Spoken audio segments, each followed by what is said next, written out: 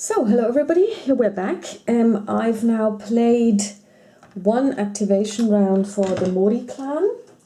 And also made a slight mistake there, but I'm going to go into this later.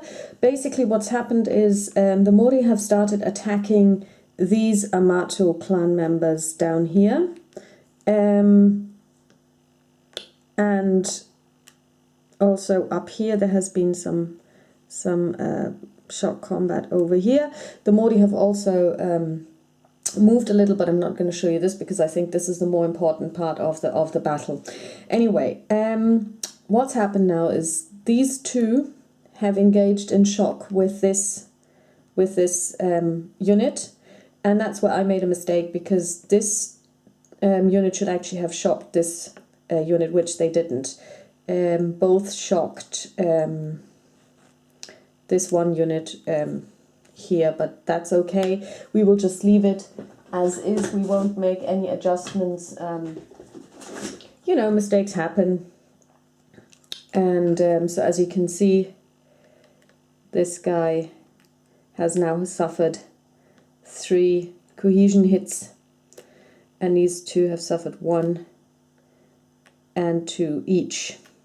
So over here we have this unit here, and they are now disrupted because they suffered too many cohesion hits, and they were being attacked by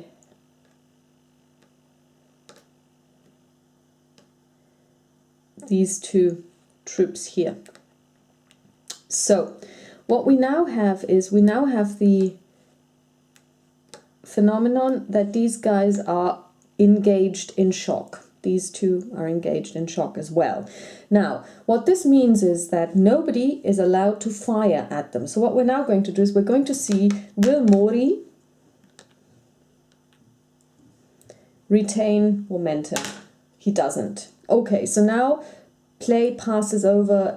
Well, we have actually a new round, but what would happen now, or what would have happened is, if Mori had maintained momentum and had chosen to activate the Kikawa clan, this Kikawa bowman could not have attacked this Moriwaki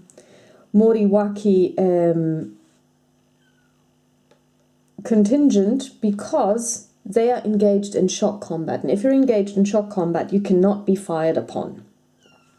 So now this particular round ends. We still have no change in terms of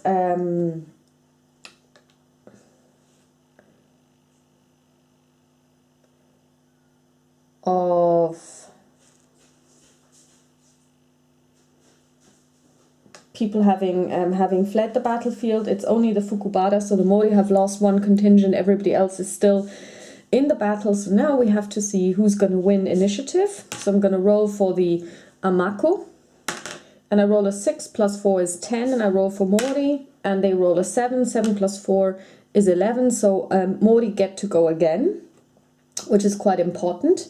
So now first we have to check for activation. Everybody who's adjacent to an enemy unit is automatically active. So this means it's the Oskasawara, it's the Moriwaki, they are automatically active.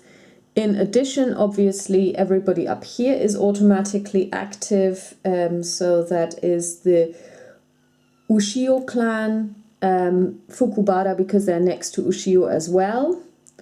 Let's see about Yokichi, they're also entirely activated, so I'm just gonna pan out a little. So basically everybody up here is automatically activated, and now we have the Mori contingent down here, and that's now going to be interesting because they are not directly adjacent to an enemy unit, but they are within 2 hexes from an active enemy unit, so they are automatically active as well.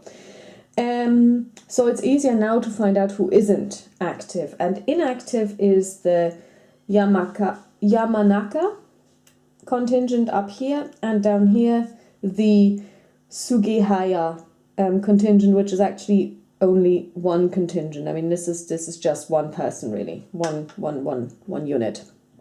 So what we now have to do is the person who did not win initiative gets to activate his clans. We do this, basically they activate everybody, and now Mori gets to activate the clans that they want to have active.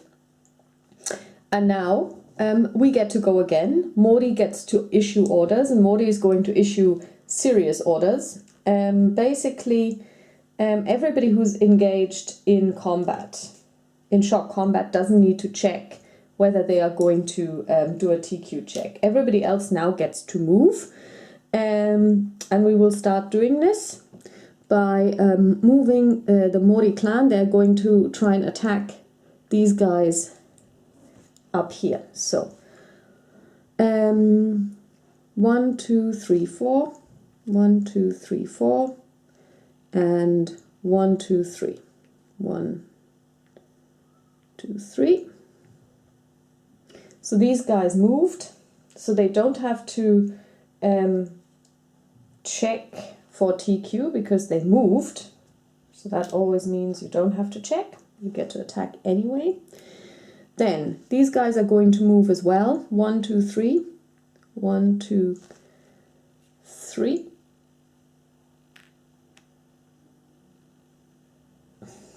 And they also don't need to make a TQ check. These guys are just going to pull up. 1, 2. Change facing. 1, 2, 3. And this guy, so the Mori are going to pull up. 1, 2, 3. And 1, 2, 3. So these guys will all engage in shock combat.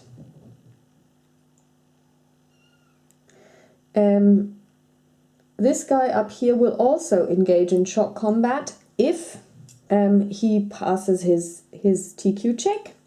These guys down here don't need to, but this one will have to actually shock this one because that was a mistake that I made earlier. Now, anyone who is engaged cannot be shot upon. So this guy is just going to sit here. This guy is just going to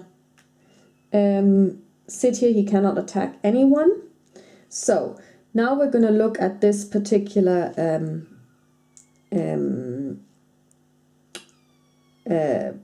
bowman. He's going to change facing 1 and he's going to move 2. So now he's going to fire upon this guy here. He rolls a 6. -1 because he moved is 5, and we have an SIB firing on an ASB. And the range is 1, so for a 5, that means this guy takes 1 damage.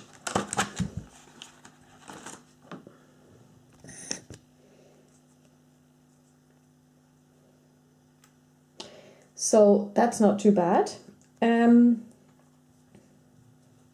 if you wonder why did this guy not get to reaction fire, because he would have reaction fired if this guy had moved in here, and I'll have to check about whether they get to return fire through their flanks. I think they do.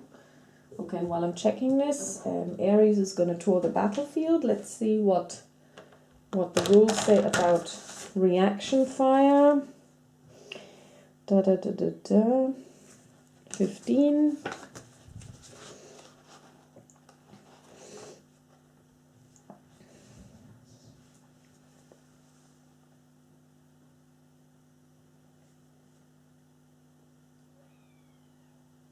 Okay, fire-capable units may reaction fire against a unit if when that unit fires at it and the former has a loss to the LOS to the latter. They don't. Okay, so in that case, nothing happens. So this is the fire phase, and now the next thing would be the shock phase. Okay, so I'll be back with the shock combat phase.